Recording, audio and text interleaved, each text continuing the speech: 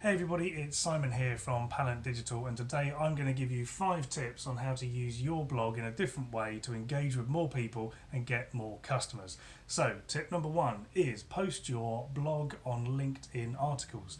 LinkedIn articles are a great way of posting longer form content onto LinkedIn. It's a nice layout, it's away from the distraction of the news feed, and you can tag it up with hashtags so that your article then appears on people who are following those hashtags in their feeds. It's a great way of finding new customers. Tip number 2, do exactly what I'm doing now. Make a video explaining the contents of the blog. Some people aren't drawn in by the prospect of reading a blog, but some people will then watch a video of me explaining what I've written in a blog. So it's a great way to capture in people, and you can also use it in posting in different areas. Tip number 3 is find some excerpts from your blog, preferably some quotes or some short snippets that sort of summarise the subject. Now, this is really good for email summaries, it's good for Facebook headlines in the main sort of posting quote area. It's good also for just summarising what the blog is about in one sentence. If you've got a killer stat that you're using, that can also be a great thing to do. Now, you can also make this more eye-catching using a tool called Canva, which is like a free online tool, and it helps you make words and images look better, crop them down to a nice size, more eye-catching, draw more people in. So do use Canva to help with that. Then tip number 4 is to send your blog out as a summary of the blog as an email. So despite what people say about receiving too many emails, lots of people do love receiving emails.